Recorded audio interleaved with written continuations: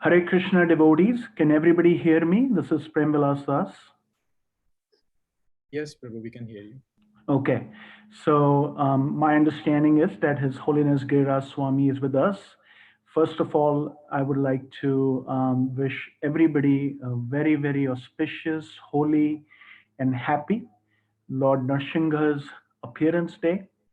Hope everybody is having a blissful day. Secondly, welcome Maharaj. Thank you for joining us. Thank you for giving us your time. I hope the telecommunication is working right and that you are on the meeting. I can see a note posted from you here. So in introduction, I would like to just say a few words.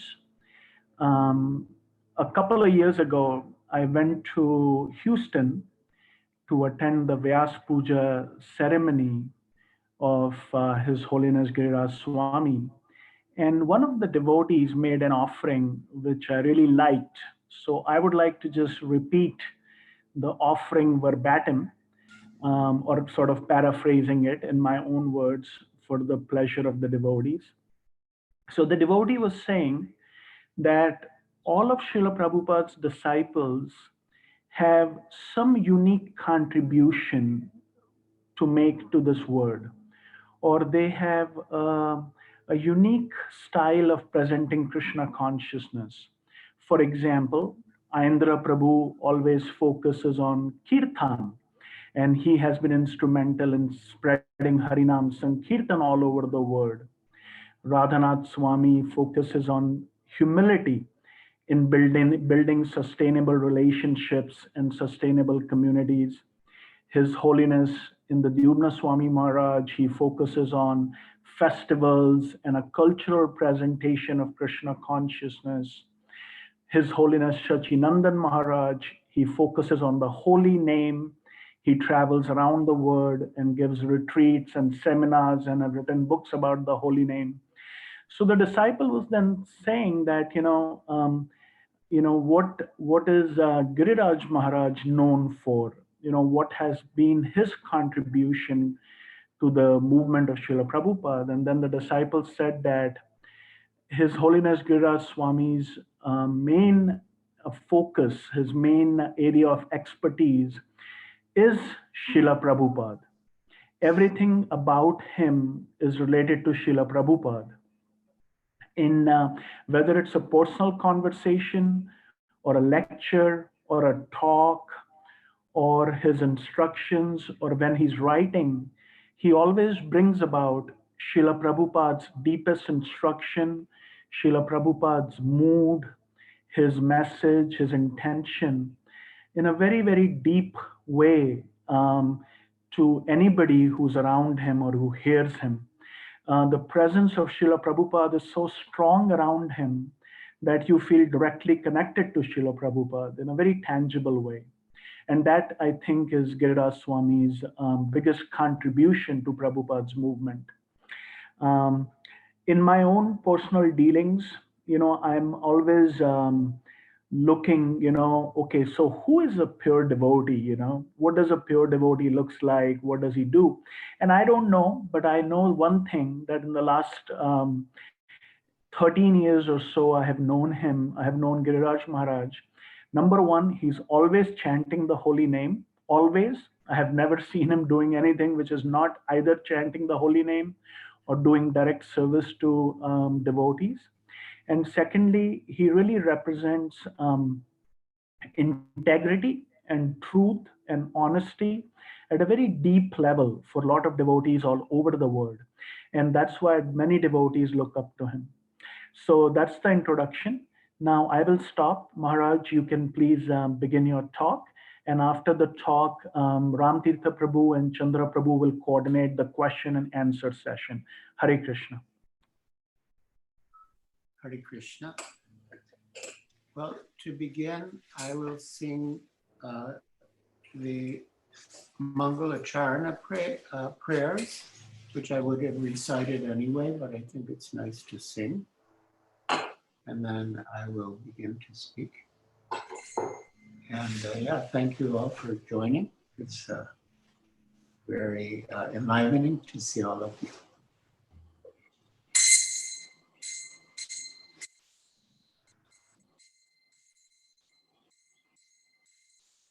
Vandeham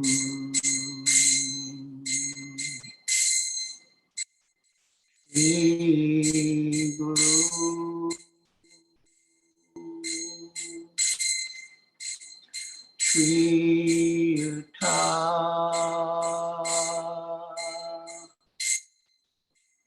Kamalam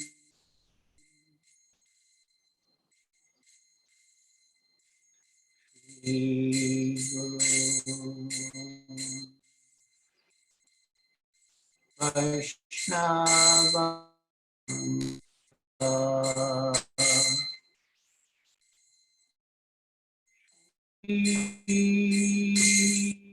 Rupa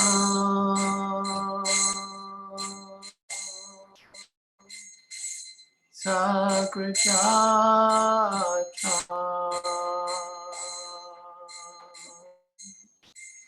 Sagrana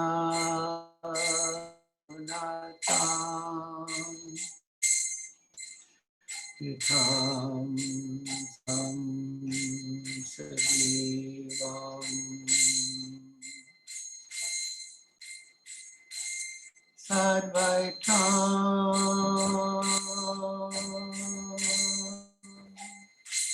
Savadutam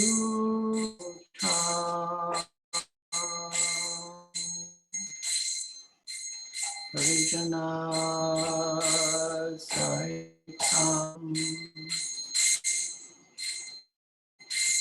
Krishna Chaitanya Devam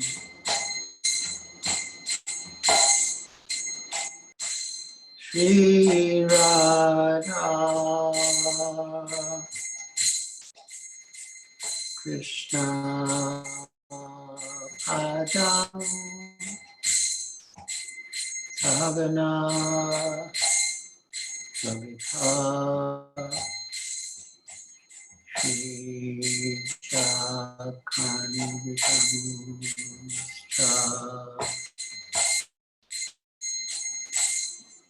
Namo Vishnupadaya Krishna Staya Bhutale Srimate Bhaktivedanta Swami Niti Namine Namaste Saraswati Deve Gauravani Pracharine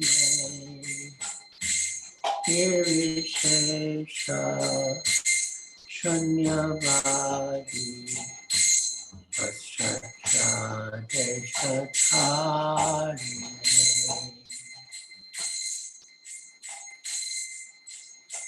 Shri Krishna Chaitanya Prabhu Nityananda Shri Advaita Gadadhar Shivasadi Gaur Bhaktavinda Shri Krishna Chaitanya Prabhu Nityananda Shri Advaita Gadadhar Shivasadi Gaur Bhaktavinda Krishna Hare Krishna Krishna Krishna Hare Hare Hare Rama Hare Rama Rama Rama Hare Hare Hare Krishna Hare Krishna Krishna Krishna Hare Hare, Hare Rama, Hare Rama, Rama Rama, Hare Hare.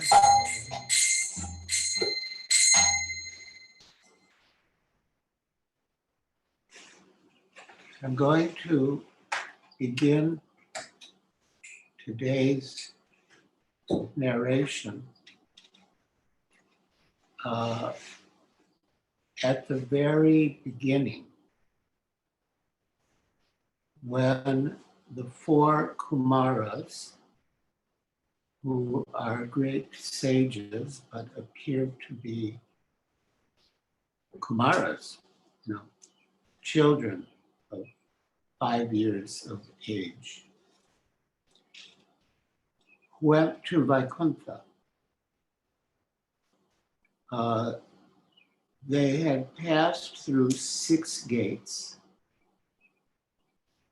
and when they came to the 7th gate, the 2 gatekeepers were very handsome and beautifully decorated and ornamented, as befitting residents of Vaikuntha. The 2 gatekeepers, Jai and Vijay, stopped them. 4 Kumaras became very angry because they were so eager to see the Lord. And they criticized the 2 gatekeepers, saying that their mentality was not suitable for Vaikuntha, and therefore they should not remain in Vaikuntha, but they should go to the material world. So the 4 Kumaras cursed them. Now, inside, Lord Nrsimha understood that there was some conflict at the gate, and he personally came out, and he spoke very sweetly about the position of Brahmins and Vaishnavas, saying that his lotus feet were worshipable because of the devotees who had taken shelter of his lotus feet. And although the 4 Kumaras were very angry, but they were drinking in the nectarine talks of the Supreme Personality of Godhead and wanted to hear more and more. The 2 gatekeepers, Jai and Vijay, fell at the lotus feet of the 4 Kumaras and expressed their repentance and, for having stopped their entry, and accepted their curse willingly, but they asked for only one thing, and that was that even when they come into the material world, they do not want to forget the Lord. And their request was fulfilled. Although they were thinking of the Lord in an inimical way, but still they were thinking of him.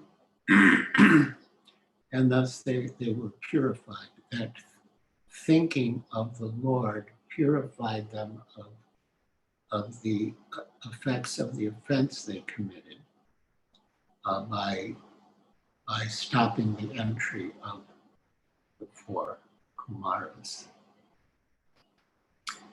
And the four Kumaras themselves started to feel repentant for having cursed the gatekeepers who were just trying to do their duty in their estimation. So while they were lamenting,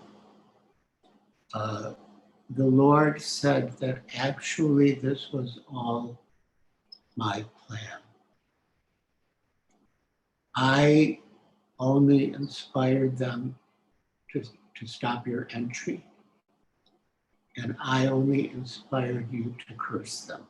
This was all my arrangement.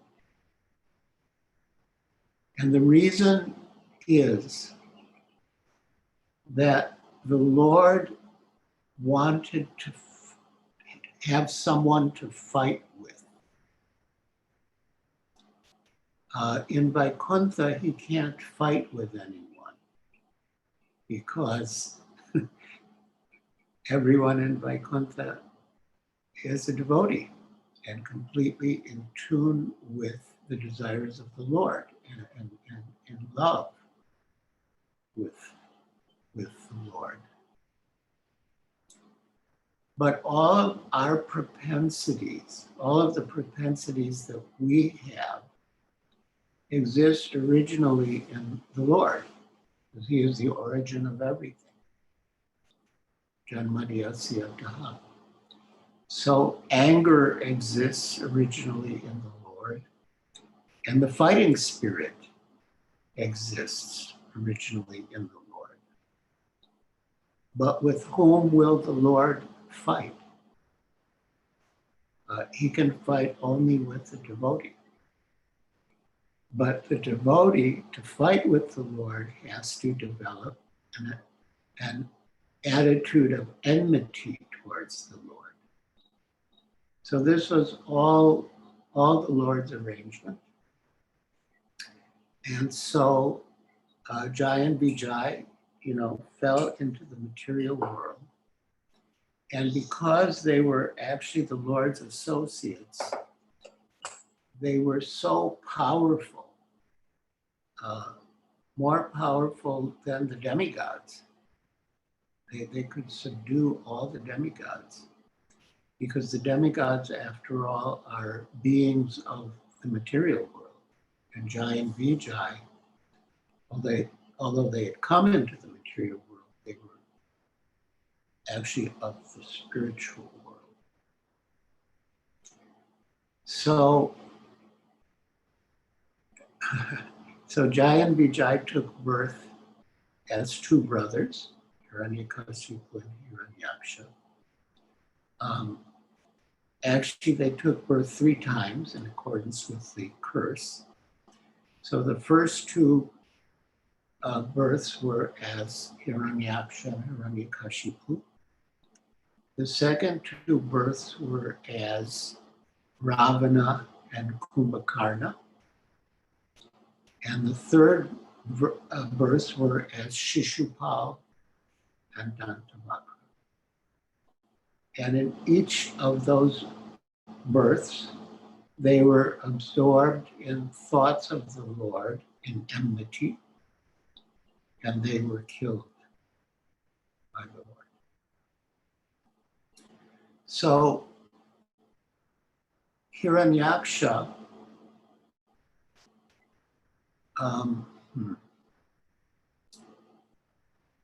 anyway, in this Leela, Hiranyaksha, Hiranyakashipu's brother, was killed by the Lord in the form of Varahadev.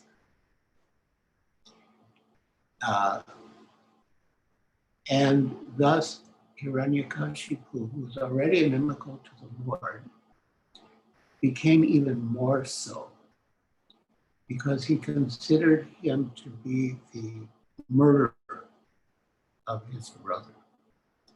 And he felt to be his duty to avenge his brother's death by killing the Lord. Now we might think that it's absurd to think that you could kill the Lord. But Hiranyakashipu, because there are many gods, demigods, gods, and they can be killed.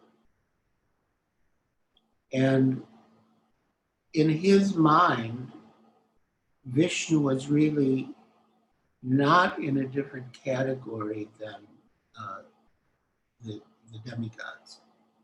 He thought he could kill.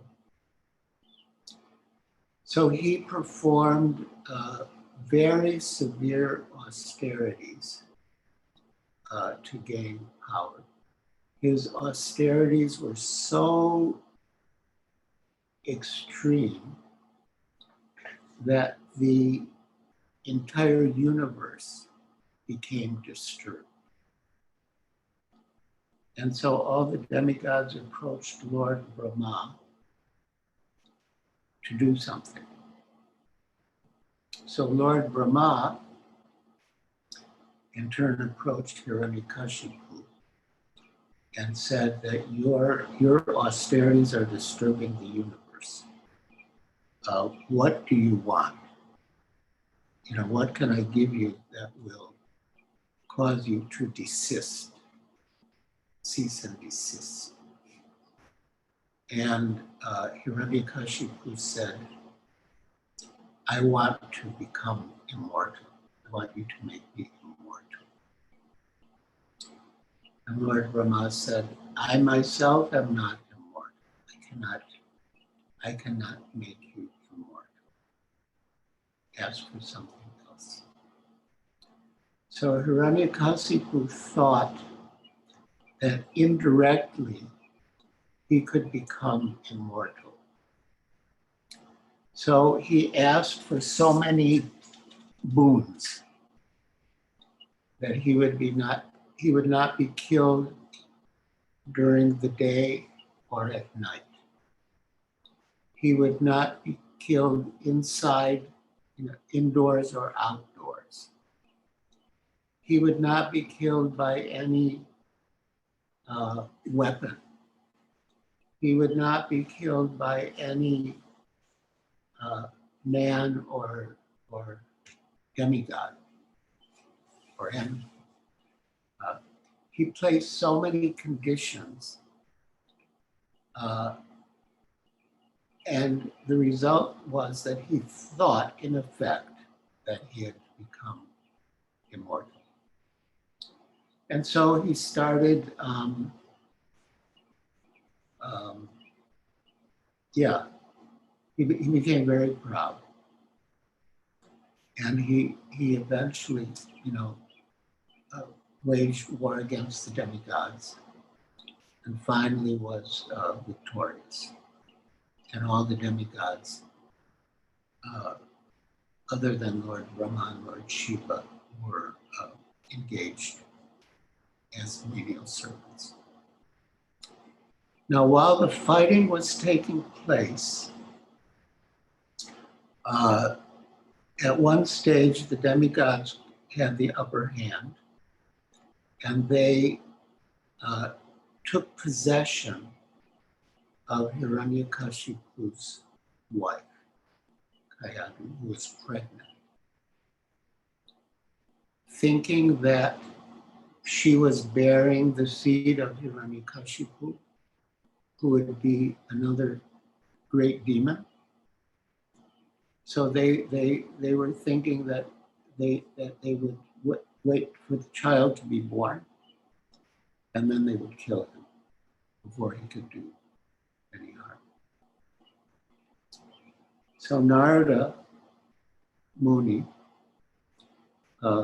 appeared there. He's the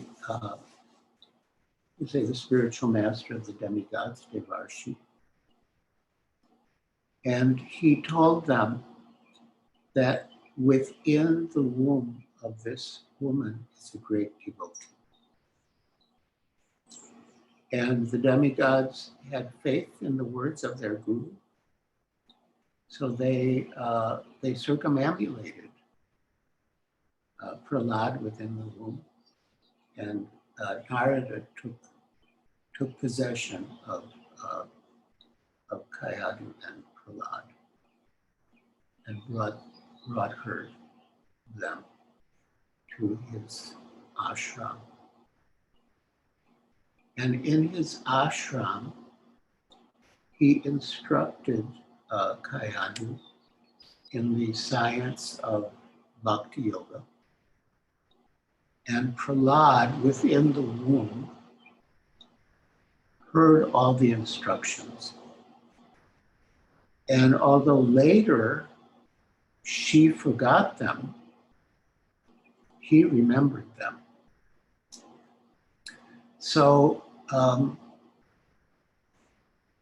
so when the time came, and Hiranyakashipu was victorious,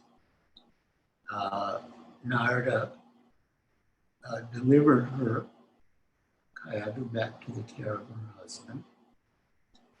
And, the boy Prahlad was a great devotee.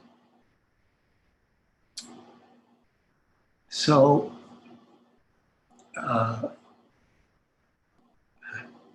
Hiranyakashipu entrusted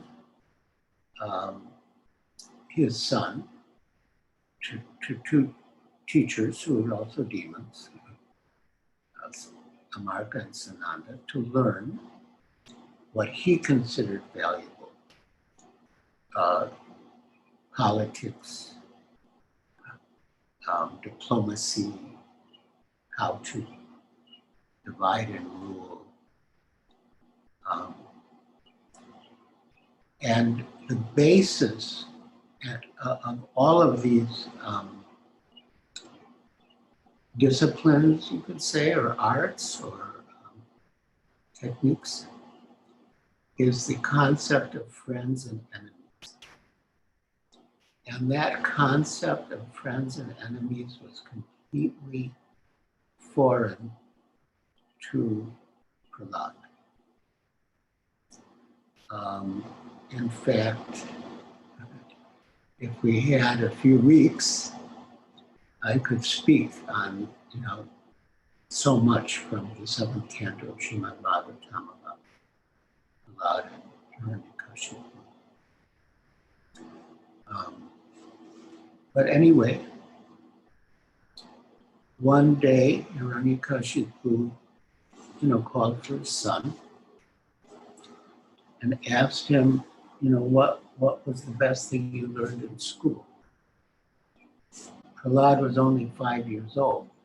Sometimes we might ask a 5-year-old, what did you learn in school today? So Hiranyakashipu thought that Prahlad would, say something sort of cute and agreeable to him. But instead, he said, Shravanam Kirtanam Vishnu Smaranam Padasevanam Archanam Vandanam Dasyam Sakyam Atmanivedanam. That this is the best knowledge, devotional service to Vishnu, who is the enemy. And Hiranyakashipu became furious that how has this happened to my son? How has he become contaminated? So he called for the teachers and said, what is this nonsense? You're teaching the boy wrongly. We haven't taught him this. Well, then you're letting Vaishnavas in disguise come into the school. No, we are not. We're not allowing any Vaishnavas in disguise to come. Then how did he learn this? And the teacher said, well, we don't know. You better ask him. So Hiranyakashipu asked his son, and his son replied, Matir Krishne Parato Svatova, which means that one's inclination towards Krishna cannot be aroused Matir Krishna by one's own efforts, by the efforts of others, or by the combined efforts of oneself and others. So logically, that seems to eliminate all possibilities. And then Prahlad said, my sham matis tavat arukramangri prishodata agamo yadartha. That one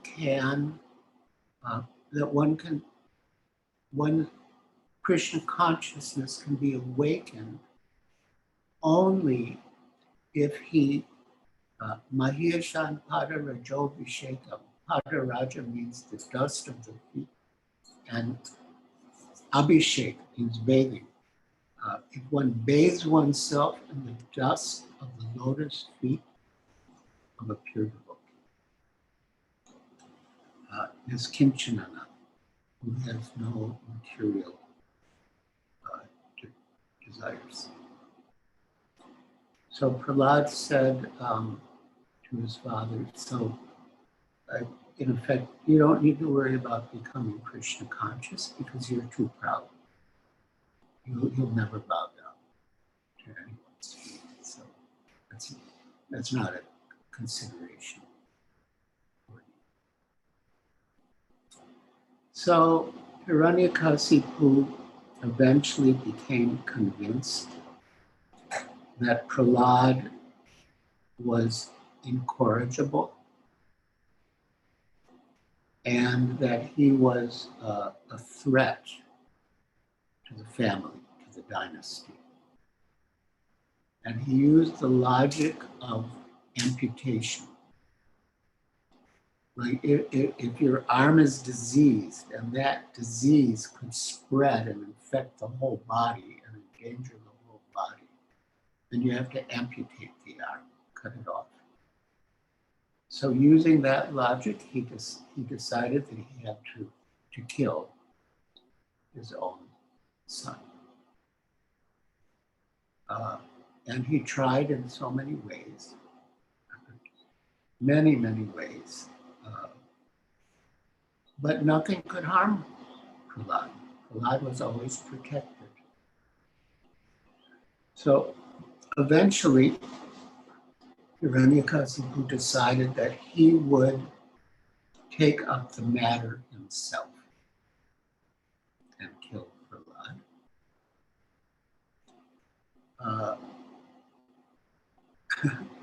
But Prahlad just was, he wasn't really defiant, but he just didn't care about what his father was saying. And Srila Prabhupada comments that a devotee doesn't care what anyone else says. He only cares what Krishna and what Krishna's representatives say.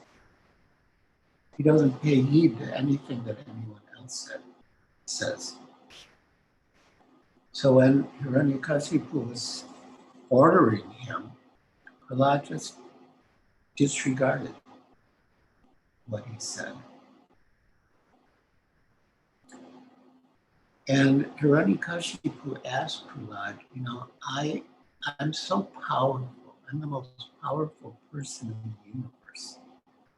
The demigod quake in fear when I raise my eyebrows.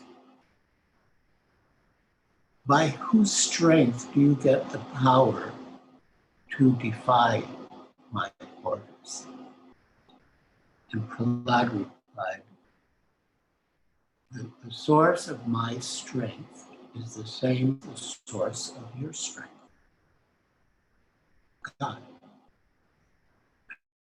Hiranyakasipu did not like that answer because he thought he was powerful by his own austerities and the wounds that he had gotten from Brahma. So he said to Prahlad, okay, this God of yours, where is this God of yours? And Prahlad said, he's everywhere.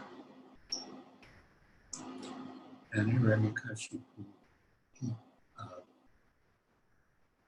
pointed to one of the pillars in his palace, and he said, is your God here? He said, yes, he is here. He said, okay, I'm going to kill your God. So he pounded his fist against the pillar. He drew his sword, and out of the pillar came the amazing form of Lord Nrsimha. Sringa Bhagavan.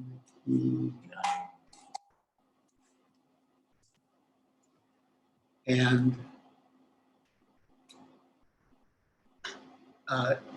so now Hiranyakashipu was very powerful, as I mentioned, and his body was so strong that even the thunderbolt of Indra couldn't pierce it. Nothing could penetrate. He was so armored by his own strength. So at first, Nrsimha played with Hiranyakashipu. And Hiranyakashipu, he had a lot of mystic powers, so he would go this way and that way and disappear and reappear. He had his sword drawn, and Lord Nrsimha would capture him, and then just to play with him, he would let him go, and then Hiranyakashipu would think, oh, see, I'm getting away from him. He's no match for me. And then, exactly at dusk, which was not day or night, exactly at dusk, Lord Nrsimha sat at the entryway to the assembly hall, which was not inside and not outside. And he picked up Hiranyakashipu and placed him on his lap. And with his nails, which were not a weapon, none of the things that were excluded by Lord Brahma's wounds, with his nails, he ripped apart Hiranyakashipu. And then he took out his intestines and draped them around his neck like a garland. And he was spattered with blood. And this vision of Hiranyakashipu is very beautiful to the eyes of the devotees. Srimad Bhagavatam describes when Krishna would come home from the pasturing grounds in the evening, and his face would be spattered, with beads of perspiration and dust that the calves were stirring up by their walking. So that face of Krishna decorated with dust and pearls of perspiration was very beautiful, especially to the eyes of the devotees. And Lord Nrsimha, spattered with the drops of blood, he was also very beautiful in his own way. And he had the intestine of Hiranyakashipu around his neck. So the Lord was furious. He was furious. All the demigods came, and they were afraid to approach the Lord. They wanted to pacify him, but he was so angry, they were all afraid to approach him. Even Lakshmi, the goddess of fortune, who's the constant companion of the Lord, was afraid to approach him. So finally, Lord Brahma asked Prahlad that the Lord has appeared because of you. None of us can pacify him. You approach him. And Prahlad did.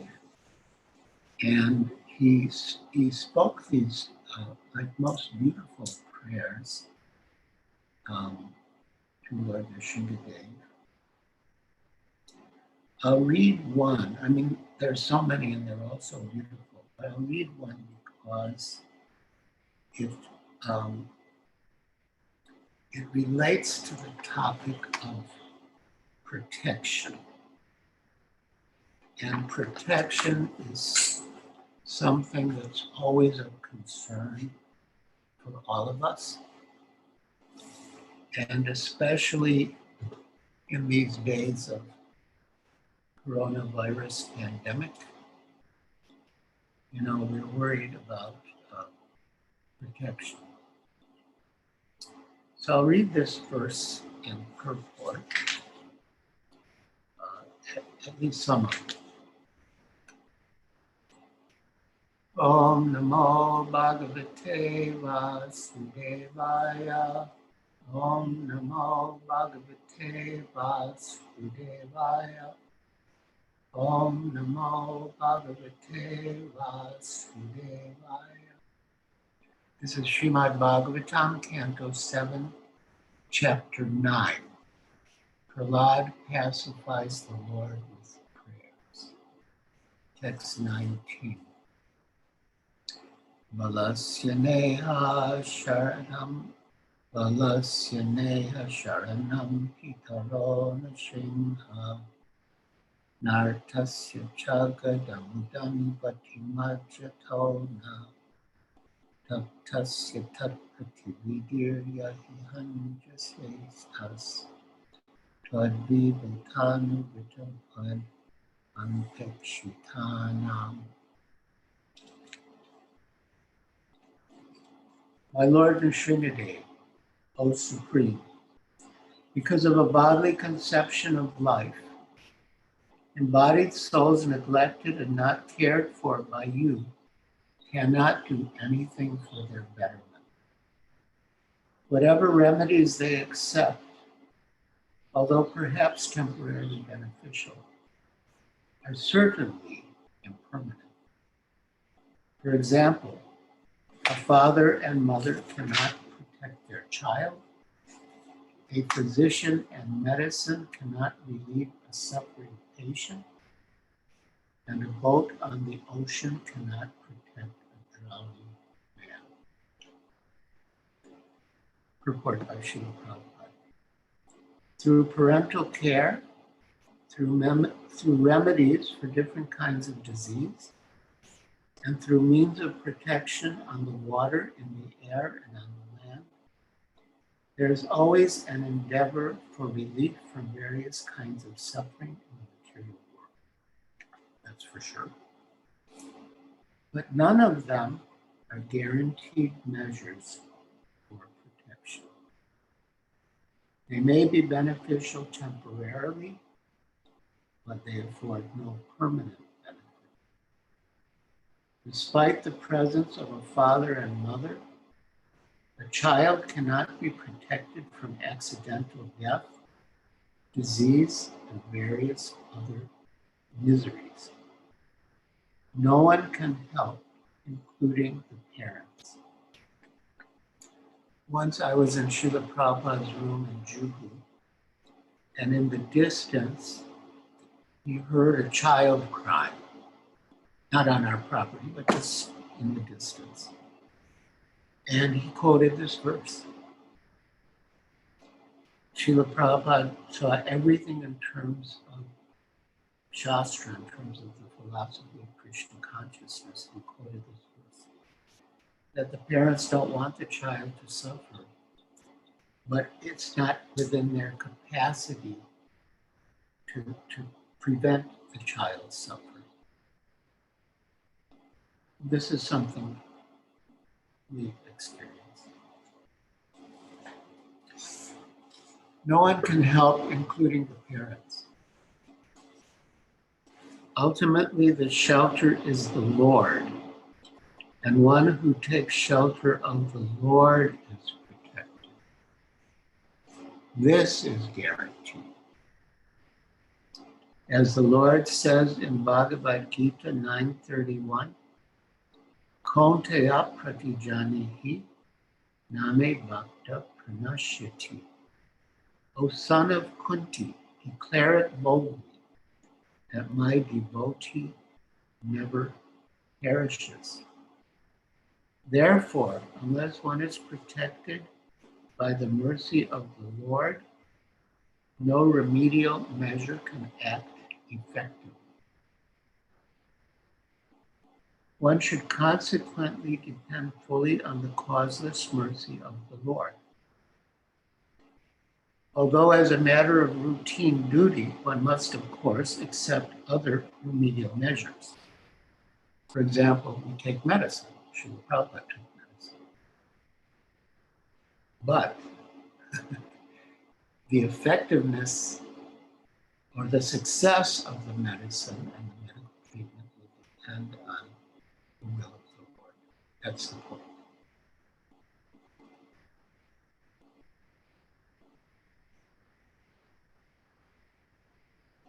In this material world, everyone is trying to counteract the onslaught of material nature, but everyone is ultimately fully controlled by material nature.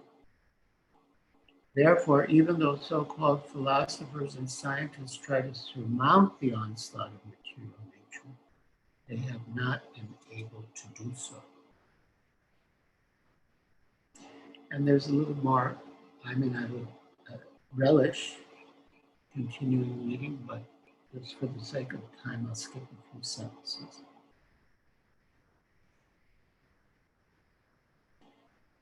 Nature, Prakriti, is so strong that no one can overcome her stringent laws.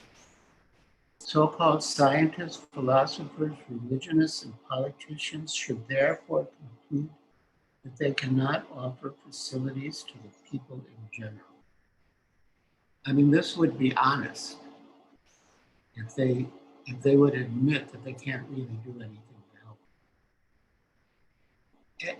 For sure, they can't afford any permanent benefit. And even the temporary benefit is very iffy, or chance, not sure. Therefore, they should make vigorous propaganda to awaken the populace and raise them to the platform of Krishna consciousness. That's what they should be doing. Our humble attempt to propagate the Krishna consciousness movement all over the world is the only remedy that can bring about a peaceful and happy life. We can never be happy without the mercy of the Supreme Lord. Tadupekshatana. If we keep displeasing our Supreme Father, we shall never be happy within this material world in either the upper or lower planetary systems. So our first priority should be our relationship with the Supreme Lord. And if our relationship with the Supreme Personality of Godhead is in order, then everything else will follow. And without the mercy of the Lord, no matter what we do for our own benefit or the benefit of others, it will not work. Temporarily, it might or it might not. But even if it does temporarily, it will not afford any permanent solution. Now, Prahlad, he offered so many prayers to the Lord, and I'm just going to, I'm not even going to quote it. I'll just paraphrase it, because this came up in Juhu. Many of you may know that in Juhu, Bombay, there was a big struggle with the landlord, Mr. Nair, who was a demon. In fact, once I gave a talk in Los Angeles that covered some of the history of the Juhu Project. And Srila Prabhupada's disciple, Veerabahu Prabhu, he heard the class. And afterwards, he told me that he usually doesn't like it when devotees use the word demon to apply to people. But actually, after hearing the history of Juhu, I agree. Nair actually was a demon. So I can't describe the whole struggle, but he was a demon, and he was trying to cheat Srila Prabhupada, and he adopted many horrible tactics to try to drive us off the land. It was a big struggle. And one day, I was walking on the street in Bombay, in an area called Metro, named after the Metro cinema. And at least then, there would be vendors who would have, newspapers and magazines on the sidewalk or on the footpath, as they say. And I looked down and I saw a headline, A.B. Nair is dead. And I was elated. I was so happy. I felt like, literally, like dancing in the street, though I didn't. But then again, I thought, we're trying to become, devotees, saintly persons. Is this an appropriate response? So I had some doubt. Anyway, there was a devotee in Bombay named Lord Nrsimha, who was like more senior to me and he had more experience. So he phoned Srila Prabhupada, who was in New Zealand, and gave him this. And Srila Prabhupada immediately wrote a letter to me and different of our supporters, saying that, that this is very good news that the demon Nair is dead. And he quoted a verse from Prahlad's prayers, that even saintly persons take pleasure when a snake or a scorpion is killed. Now this line is very significant. Srila Prabhupada mentioned it, that in his youth, when he visited his Guru Maharaj, Srila Bhaktisiddhanta Saraswati Thakur, in Mayapur, the disciples found a snake in the grounds. And Srila Bhaktisiddhanta Saraswati Thakur ordered that they kill the snake. And Srila Prabhupada was surprised because, in general, devotees are supposed to be nonviolent. So he just had some doubt. Guru Maharaj ordered that the snake should be killed. But then later he came across this verse from Lord Maharaj, that even saintly persons, sadhus, take pleasure when a snake or a scorpion is killed. So meanwhile, we were in Bombay, and Bali Mardan phoned Srila Prabhupada, who was in New Zealand, and Shruti Kirti Prabhu took the call. And he reported to Srila Prabhupada what had happened. Srila Prabhupada was getting his massage at the time. And Srila Prabhupada folded his hands and said, "Thank you, Krishna. Thank you, Krishna. I was praying for this."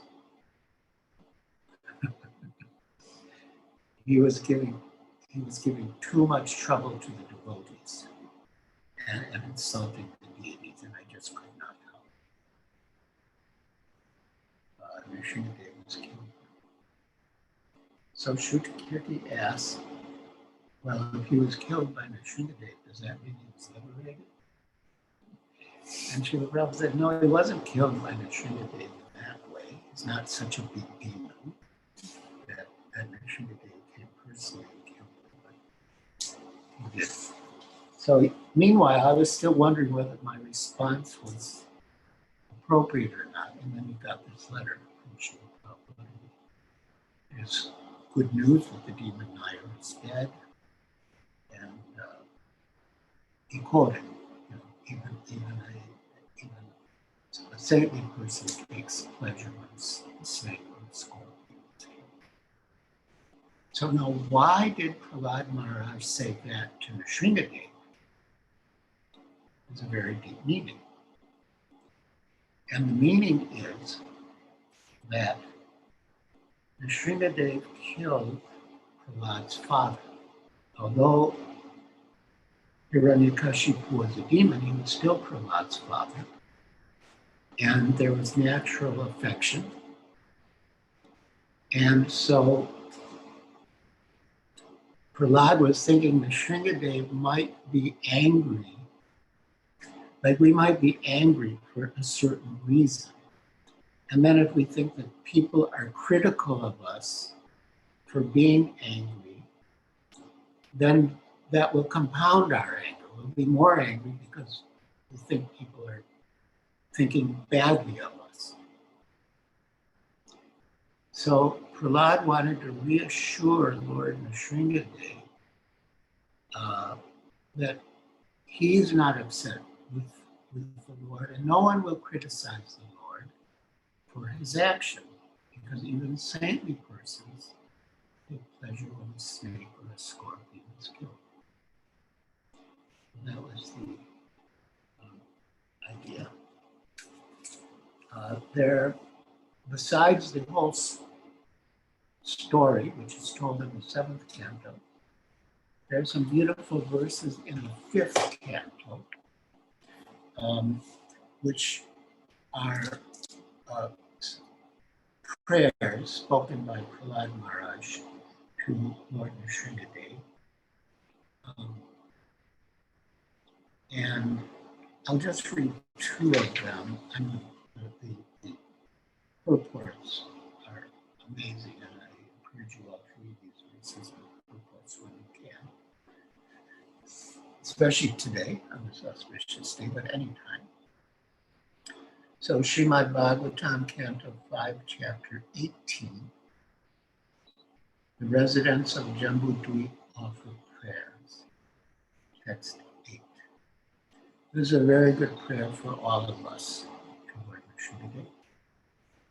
I offer my respectful obeisances unto Lord Nrsimhadev, the source of all power. O my Lord, who possesses nails and teeth just like thunderbolts, kindly vanquish our demon-like desires for fruitive activities in this world. So, yeah, Lord Nrsimhadev killed Hiranyakashipu. But we have little Hiranyakashipu-like tendencies within our hearts, and they are not going away very easily. So we have to pray to Lord Nrsimhadev that just as he killed Hiranyakashipu, he should vanquish these demon-like desires within our hearts. O my Lord, who possesses nails and teeth just like thunderbolts, kindly vanquish our demon-like desires for fruitive activity in this material world.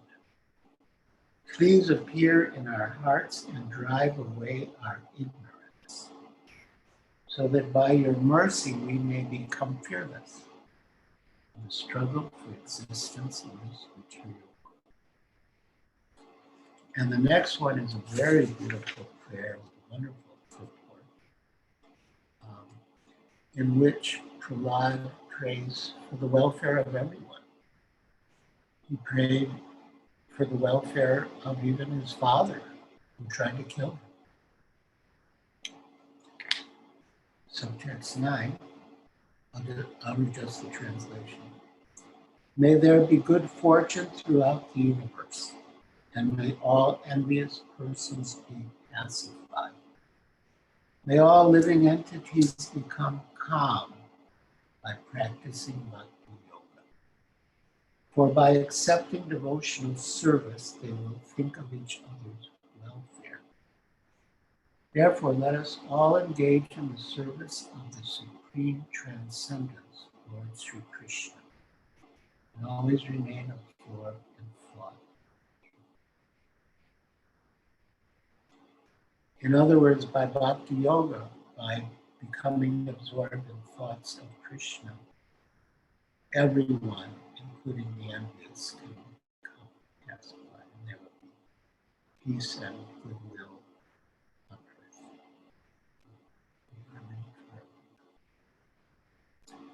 So I was asked to leave some time for questions and comments. So maybe we can do that. But before we end, I would like to sing a few prayers. But for now, do any of you have any comments or questions?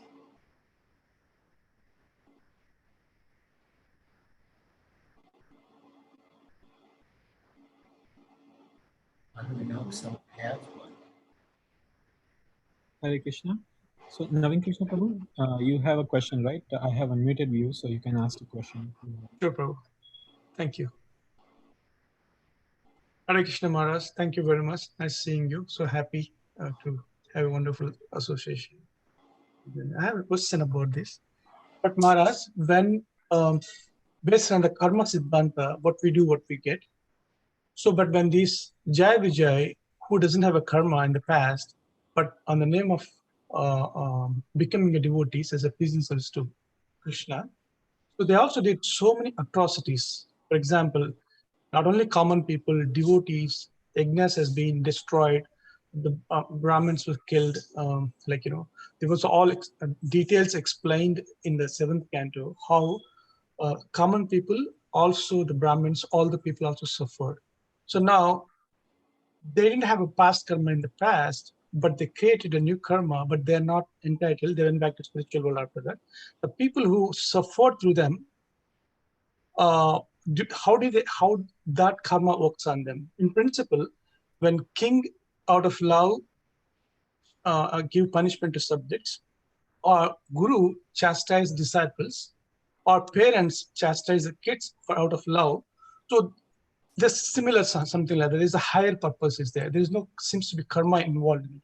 How do we reconcile this karma with normal as well as the pure devotees? Well, in a way, you're asking how a devotee should see suffering. In principle, there's no difference between the suffering that Hiranyakashipu caused and the suffering that we experience from different causes, 3 causes, adhyatmic, suffering caused by our own minds and bodies, sufferings caused by other living entities, sufferings caused by demigods or by nature. And the guideline, and Srila Prabhupada actually uses the phrase that this should be the guideline of all devotees, comes in Lord Brahma's prayers to Lord Krishna in the 10th canto chapter. And there he says that one who Tatenu Kampam Susamikshimana, that one who suffers, I mean I'll come to this subtle point in a moment. So the verse says, Tatenu Kampam Susamikshimana, that those who suffer the reactions to their past misdeeds, all the while expecting the Lord's mercy and serving Him with body, mind, and words. Such a person gains the right to enter the kingdom of God. Mukti Pade Siddhayapa. So, whatever situation we're in, if we take it as the mercy of the Lord and accept the suffering, and don't give up our service to the Lord, but intensify our service to the Lord with body, mind, and words. Mukti Pade Siddhayava. He earns the right to enter the kingdom of God. And the commentators explain that just as a son has to do nothing but remain alive long enough to inherit his father's legacy. So the devotee has to do nothing but remain alive in Krishna consciousness to gain the legacy of the kingdom of God. Now, you raise the point about karma. And Srila Vishwanath Chakravarti Thakur has given a beautiful commentary to the effect that when, as Krishna says, Sarvadharma Parityajya Mamekam Saranam when one surrenders to Krishna, Krishna relieves him of his sinful reactions. He takes charge of his karma. So technically, a devotee has no karma. But Srila Vishwanath Chakravarti Thakur says that although the devotee is not engaging in sinful activities, he may still have traces of the sinful mentality that gave rise to those sinful activities. He's not engaging in sinful activities, but he still may have some subtle attachment within the mind. And therefore the Lord gives him a punishment that resembles a sinful reaction, but it's not a sinful reaction. But he gives him a punishment that is designed to remove any last vestiges or traces of those sinful desires. And Vishwanath Chakravarti concludes that, it may appear like a sinful reaction, but it's actually a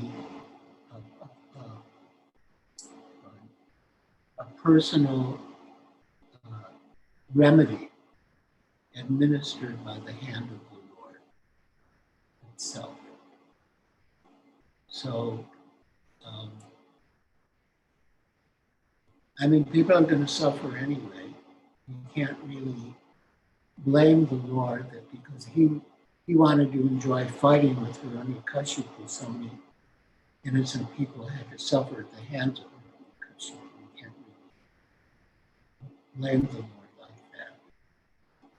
But, people are bound to suffer, one way or other.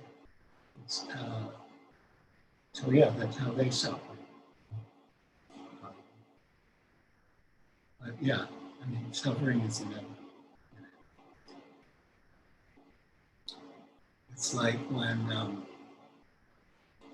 Ravana told Marichi that he wanted him to come as a deer to, attract Sita, and Marichi didn't want to do it because he knew that Rama was the supreme personality of Godhead. And so Ravana said, if you don't do this, I'm going to kill you. And so Marichi said, well, I'd rather be killed by Rama than by a nonsense like you. So I'll do it.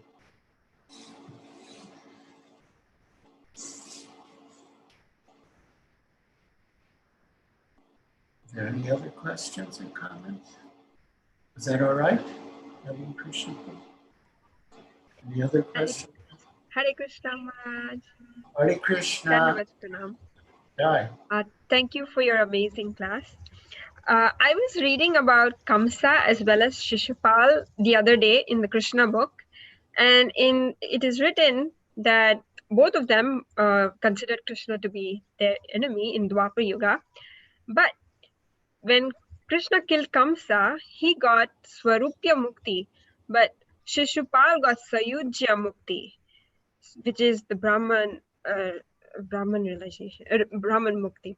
So I was wondering why Shishupal, who is Jai himself, who is a pure devotee of the Lord, why did he get Sayujya Mukti?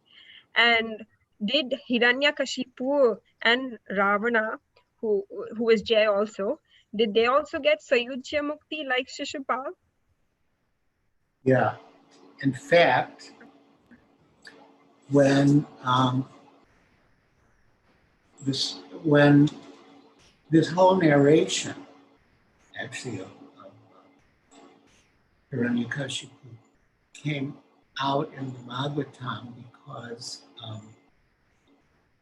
Maharaj Yudhisthira was astonished that, because everyone could see that the soul of Shishupal left his body and apparently merged into the body of Krishna. I think I lost track. What was your exact question? My question was, Kamsa got Swarupya Mukti, and he got the four-handed form and went to Vaikuntha. But why did Shishupal, who is Jai himself, who is a pure devotee of the Lord, why did he get Sayujya Mukti, Brahman Mukti? Okay. So that was Kamsa's last birth. But Jai and Vijay actually took birth once more, although they were cursed to take birth 3 times, as Hiranyaksha, Hiranyakasipu, Ravana, Kumbhakarna, and Shishupanda and Devaka. They took birth again as Jagai and Madhai. And as Jagai and Madhai, they became pure devotees. And they achieved a destination, better than those types of people. So yeah, that's like the full arc of the story.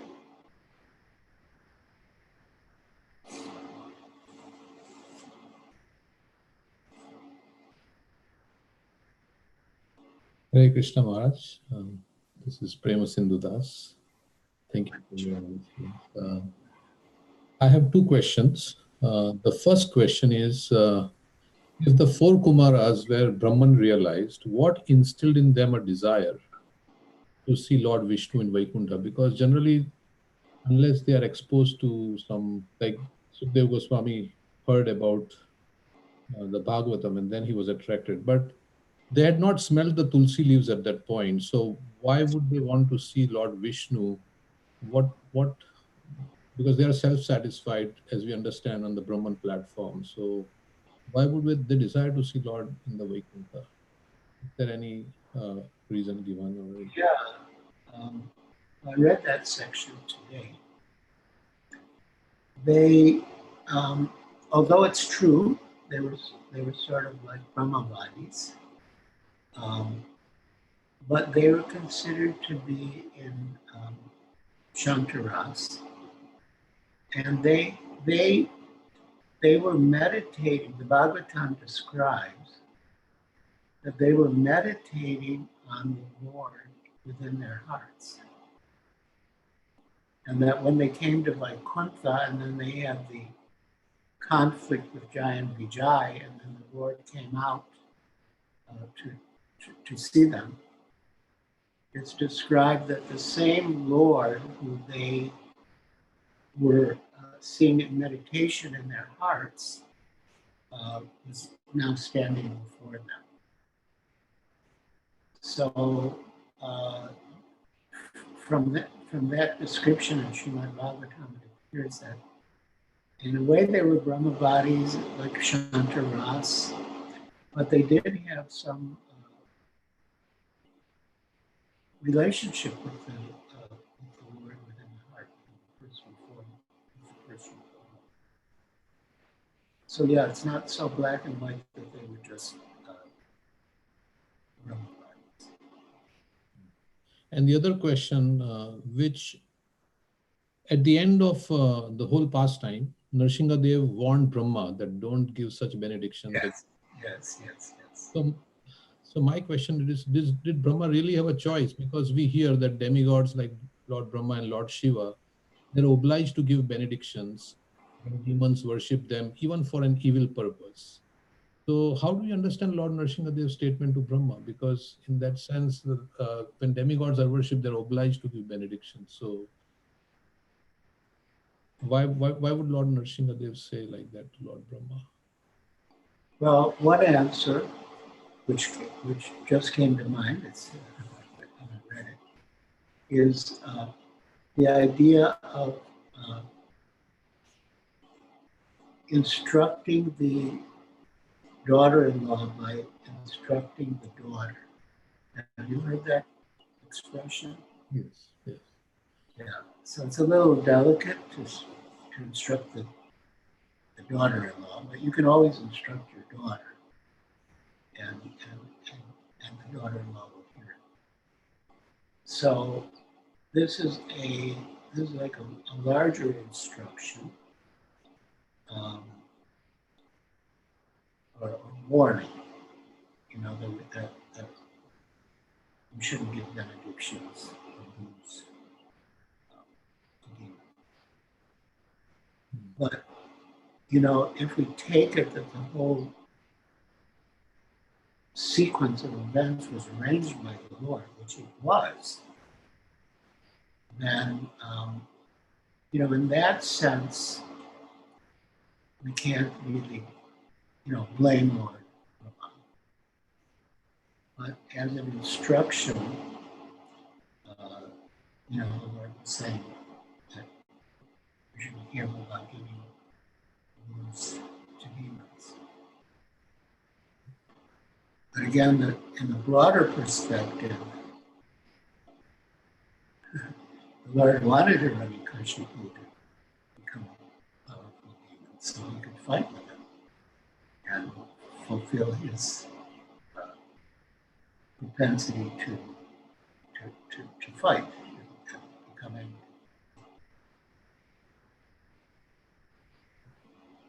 So sometimes we say it's part of the Lord's plan. So it happened, the sequence of events happened. So we should not think too much logically about this because it is the Lord's plan and it's just happening according to the Lord's will. Is that? Well, something might happen according to the Lord's will, but someone could still be blamed for it, you know, for being an instrument. You know, one example was King Chitraketu, he was he was a pure devotee. He saw Lord Shiva with Parvati on his lap in an assembly of sages. And he just had a thought, not really even criticizing Lord Shiva, but he just had a thought that, why is Lord Shiva sitting with Parvati on his lap in an assembly of sages? And Parvati thought that he was being offensive to Lord Shiva. And she cursed him, which led to his taking birth as the demon Trishul. Now, that was all the plan of the Lord to bring Chitraketu back home, back to Godhead sooner. Many purposes were accomplished by that pastime. But still, Parvati was considered to be at fault because she cursed him wrongfully. And even Lord Shiva chided her, for doing so. So something might be in the plan of the Lord, but someone may play a part in that, which is a fault for them. So, yeah.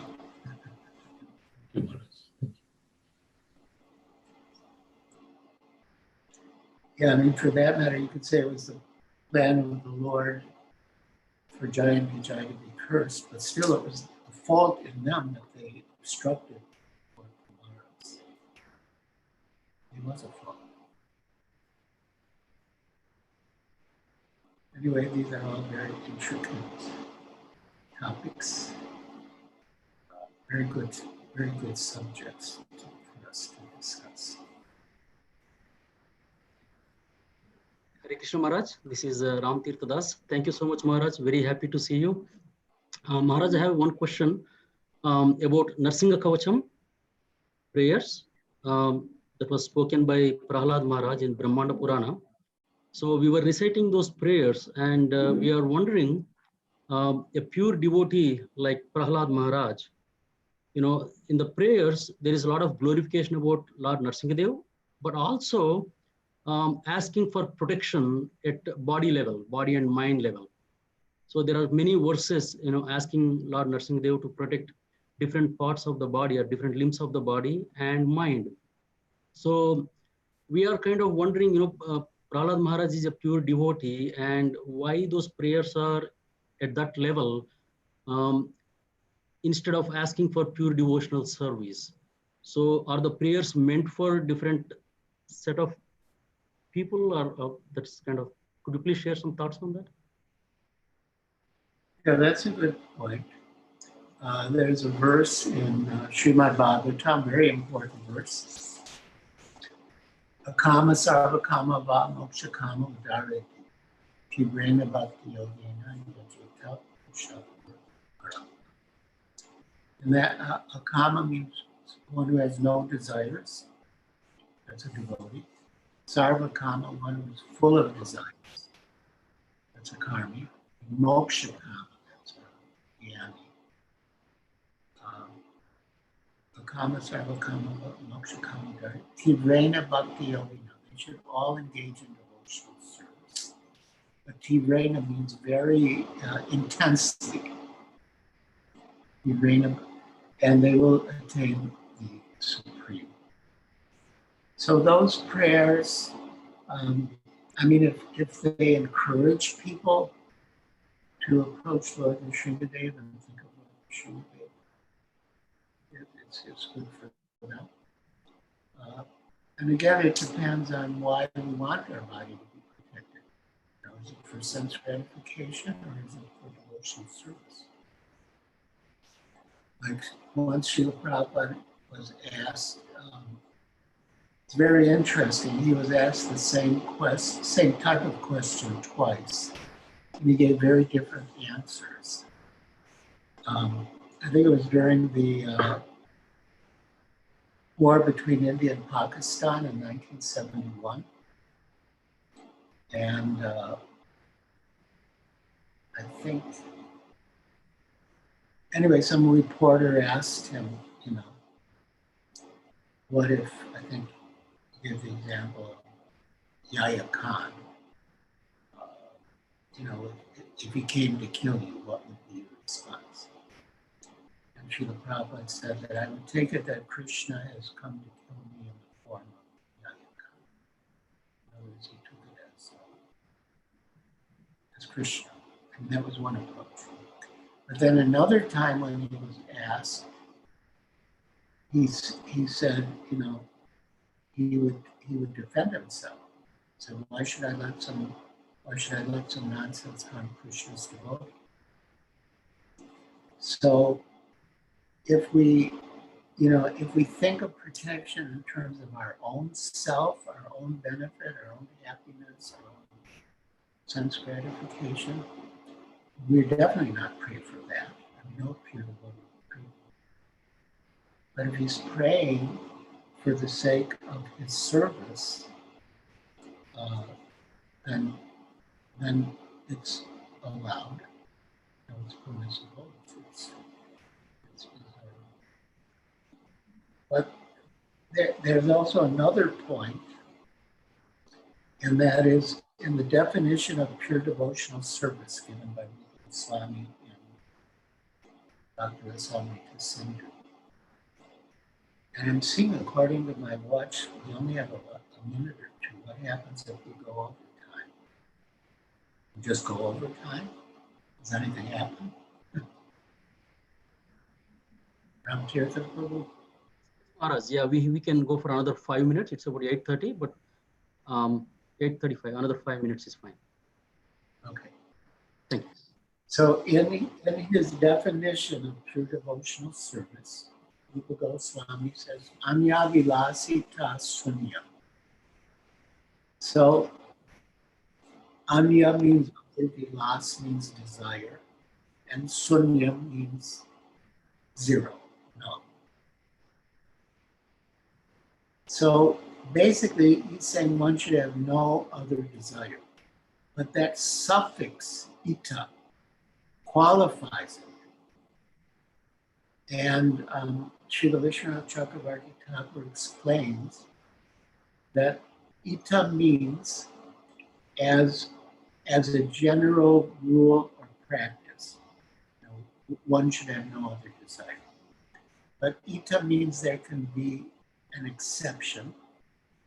And he gives the example that ordinarily we don't pray to Krishna for any material protection. That's not pure devotional service.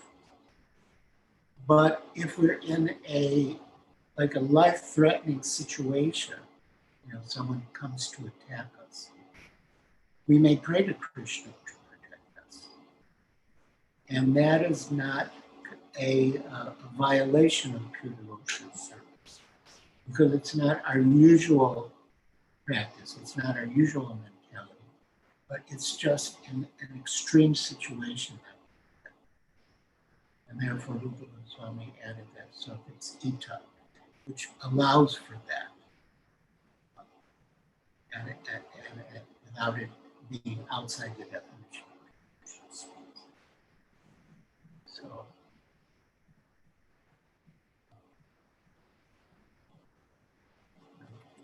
Hare Krishna. Thank you, Maharaj. So Hare Krishna, Maharaj, Maharaj. sorry, Alek Prabhu, 1 second. So sorry, Maharaj, I don't know your schedule, but you know there are a few more questions. If you have some more time, we can go until 8:45 also. That's okay. But I wanted to ask if you are available. I have the time and inclination. Okay. Thank you, Maharaj. And also, we are not able to hear you clearly sometimes. Maybe the microphone is little away from you, or. I'll come closer, speak louder. Thank you so much, Maharaj. Now it is much better. Thank you. Thank you. So we can go for the next question, Alec Prabhu.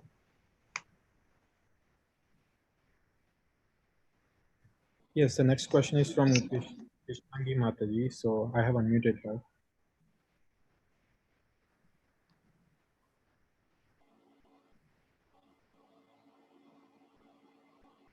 What happened to Alec? So Krishnangi Mataji had a question. She's not right, so I can ask on her behalf. So her question is that, Guru Maharaj, can you please elaborate on Hiranyakashipu's tendency in us and how to overcome them? Well,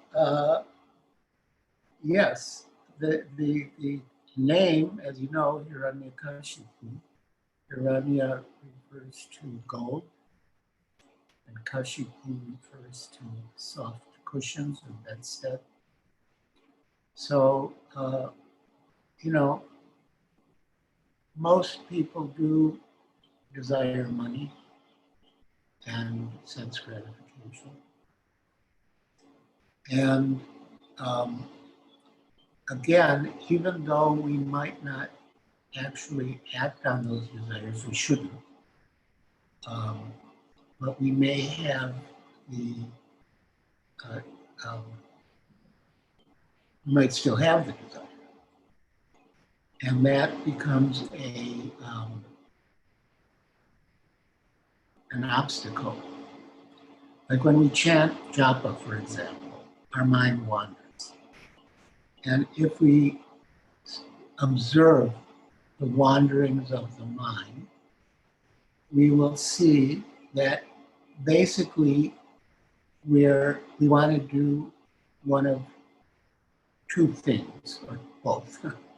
We want to enjoy and we want to control. So if we think, when our mind is wandering, what are we thinking about? It's usually something along the lines we want to enjoy or we want to control. It may be related to devotional service also, but it still comes in those two categories.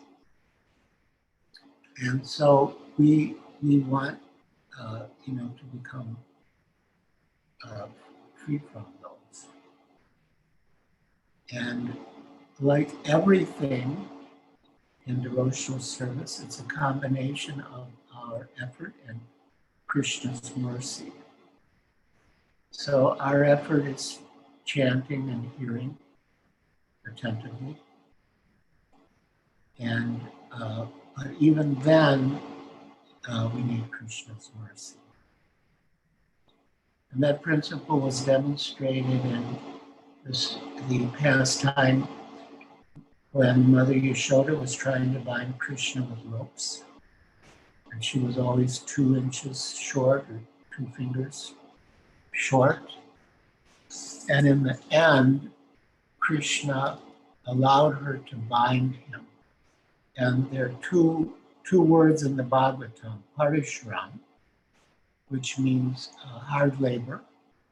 That was on Mother Yashoda's side. And the other was Krishna Kripa, Krishna's mercy.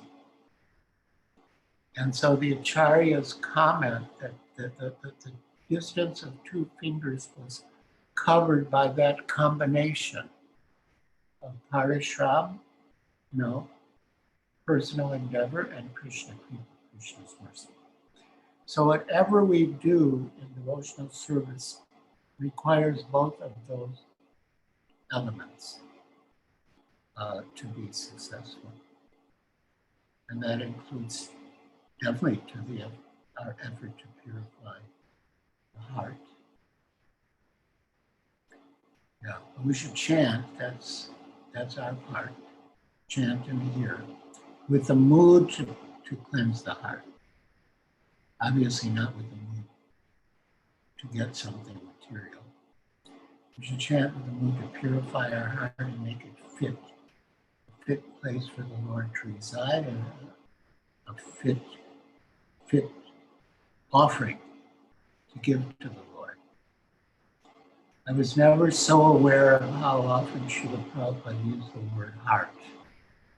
But recently I've been hearing his lectures, and in so many lectures he says, give your heart. Krishna wants your heart. He doesn't want it. So giving our heart to Krishna is what we're meant to do.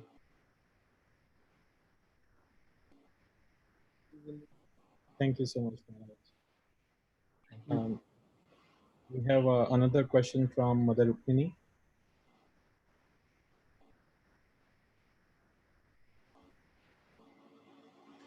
Hare Krishna.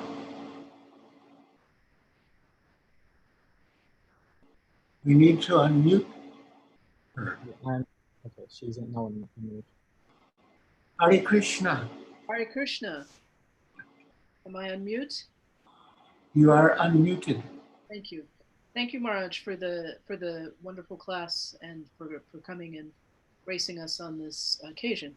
So you had spoken about how Lord Nrsimha can take away the Hiranyakashipu-like tendencies within us, and then you were just elaborating on that in the previous question. So my question was, is it also appropriate to pray to Lord Nrsimha to keep us far away from making aparadh, or is it only like sinful tendencies that that we pray to him about? No. In fact, aparadh is more dangerous and more harmful than anarthas. So we can definitely pray for that. But the tendency to commit offenses comes from the anarthas. In other words, like it's an anartha to be envious. And out of envy, we commit offense. So we want to be free from envy, the consequence of which is aparadh. But I would say go the whole 9 yards, pray for everything. It's freedom from anarthas and freedom from aparadhs. Thank you, Maharaj. Hare Krishna. Thank you.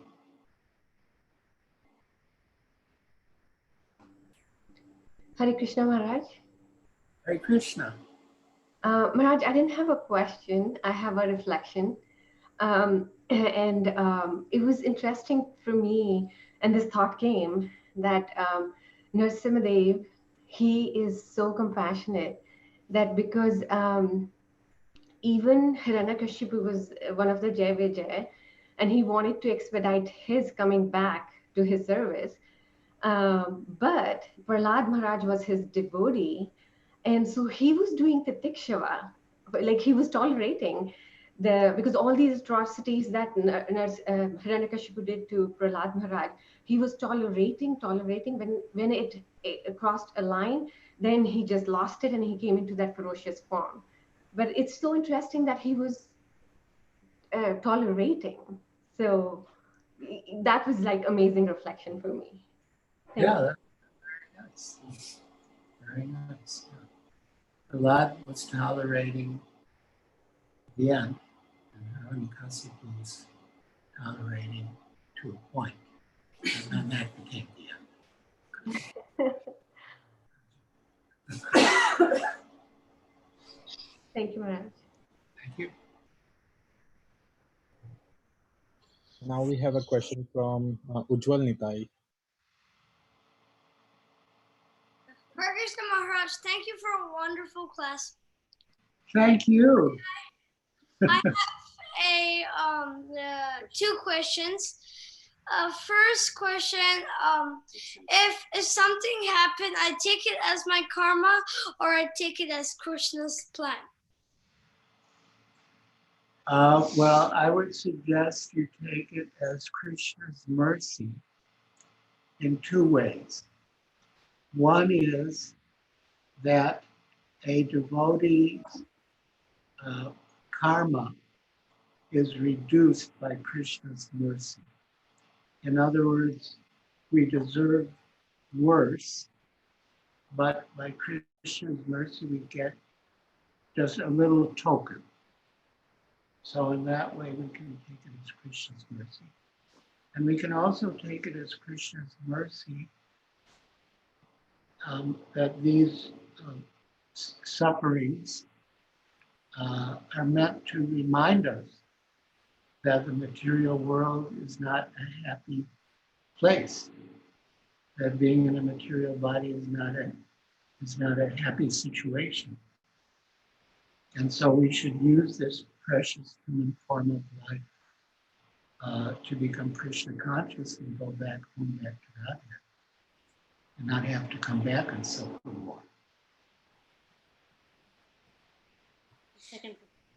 My my second question is, if somebody worship Nrsimha Dev, then they go to Nrsimha Loka, and if somebody worship Nrsimha Dev as Krishna, do they go to Golok Vrindavan?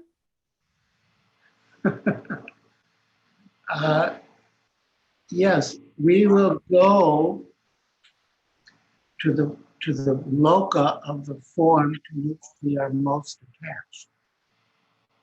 So if you are most attached to Krishna, then you go to Krishna loka. If you're more attached to Nrsimhadev, you can go to a planet of Lord Nrsimhadev. He's also a form of Krishna. But generally, in ISKCON, our goal is Krishna in Krishna Loka. So we worship Nrsimha as Krishna. So we worship Nrsimha Dev as Krishna. Yeah, we can worship Nrsimhadev to remove the obstacles to our service to Krishna. Okay. Thank you. Thank you so much, Maharaj, for your wonderful lecture, and thank you especially for giving so much time for all the questions and answers. Maharaj, one request that I'm seeing here, that would you like to lead Nrsimha prayers today? I was thinking of it. Yes, okay, Jai. So I think, yeah, this is the time for the Nrsimha prayers. Yes. Yes. And after the prayers, we will have announcements which will be given by Yadichandra Prabhu. So now we can start the prayers. Thank you, Maharaj. Now, I don't know how it will work to sing responsibly, because I don't think it works that well on Zoom. So there is a lag in the call, so I think call and response would not work. But maybe we can have a couple of devotees unmuted, so maybe they can respond. So just 2 devotees. I have a few devotees here. Oh, Jai, that would be great then. I think then we will hear you. Respond.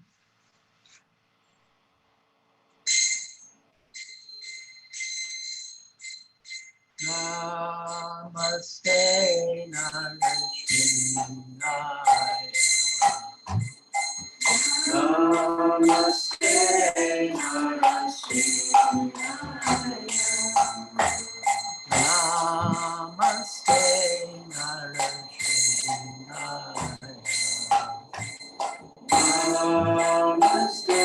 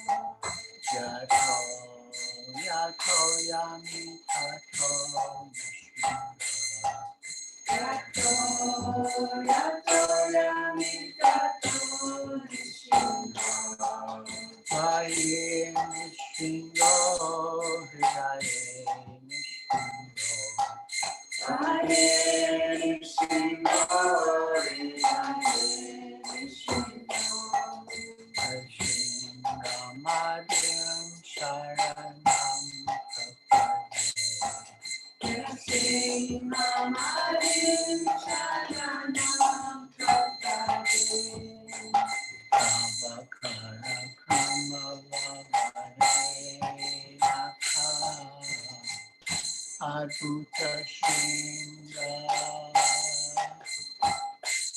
Dalita Hiranya Kashipu Tanu Brinda Keshavajita Narahari Rupa Jai Jagadisha Hare Jai Jagadisha Hare Jai Jagadisha Hare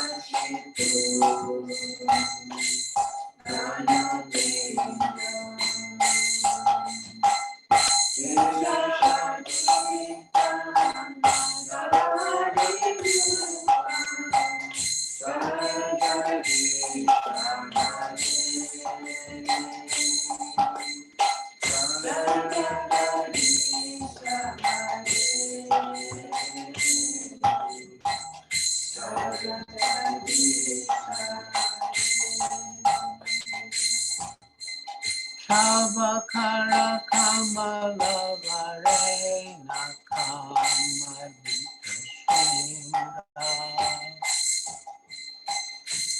Dalita Hiranya Kashipu Tanu Keshavajita Narahari Rupa Jai Jagadisha Hare Jai Jagadisha Hare Jai Jagadisha Hare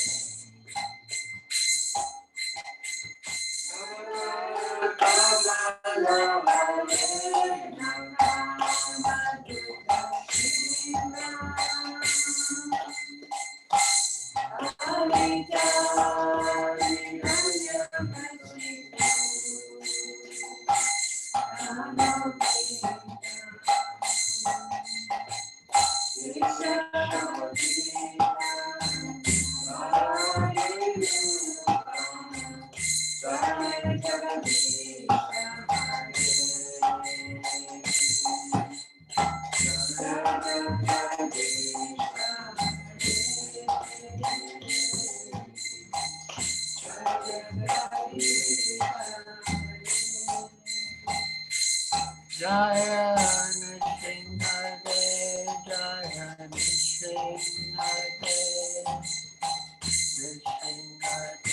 Jaya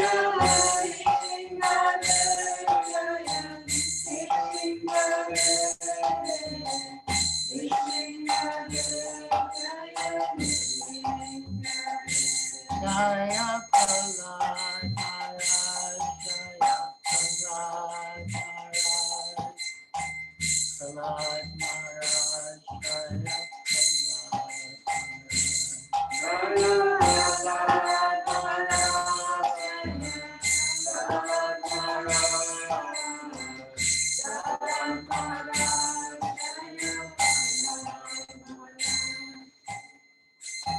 Nrsimha Bhagavan ki jai, Prahlad Maharaj ki jai, Srila Prabhupada ki jai, or Bhaktivinoda ki jai.